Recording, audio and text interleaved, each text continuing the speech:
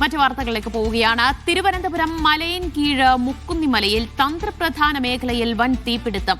വായുസേനയുടെ ഒരു റഡാർ സ്റ്റേഷനും കരസേനയുടെ ഫയറിംഗ് സ്റ്റേഷനും പ്രവർത്തിക്കുന്നയിടത്താണ് തീപിടുത്തമുണ്ടായത്. ഏക്കർ കണക്കിന് പ്രദേശം കത്തി നശിച്ചു. തീ ഇതുവരെ നിയന്ത്രണ വിധേയമായിട്ടില്ല. രജീഷ് വിവരങ്ങൾ നൽകും. രജീഷ്, ഇനിയും തീ അണയ്ക്കാൻ കഴിഞ്ഞില്ലേ?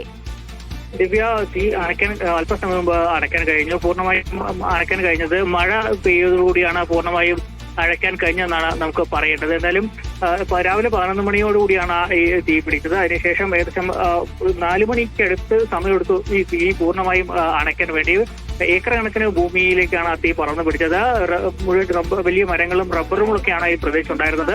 അടിയിൽ ചുരുങ്ങിയ ചതയിലകളിലേക്കും ഒപ്പം തന്നെ കരിയിലകളിലേക്കും തീ പടർന്നു പിടിക്കുകയായിരുന്നു. കാറ്റടിക്കനുസരിച്ച് തീ ആളി പറന്നു പിടിക്കുന്ന സാഹചര്യമായിരുന്നു ഉണ്ടായിരുന്നത്. എന്തായാലും മണിക്കൂറുകൾ നീണ്ട പരിശ്രമത്തിനൊടുവിലാണ് തീ അണയ്ക്കാൻ കഴിഞ്ഞത്. ഏറ്റവും തന്ത്രപ്രധാനമായ വായുസേനയുടെ റഡാർ സിസ്റ്റവും ഒപ്പം തന്നെ കരസേനയുടെ ഷൂട്ടിംഗ് റേഞ്ചും ഒക്കെ സ്ഥിതി ചെയ്യുന്നത് മുക്കുന്നിമലയിലാണ്.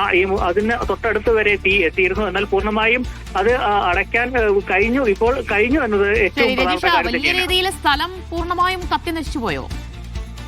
പൂർണ്ണമായും അതായത് അടിഭാഗത്ത് ഉണങ്ങിയ കരിയിലയിലേക്കാണ് തീ പറന്നു പിടിച്ചത്. വലിയ മരങ്ങളിലേക്ക് തീ പറന്നു പിടിച്ചിട്ടില്ല. അത് ആശ്വാസകരമായ കാര്യം തന്നെയാണ്.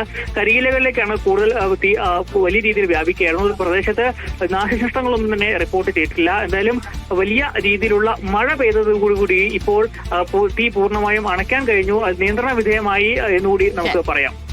ശരി, തീ നിയന്ത്രണ വിധേയം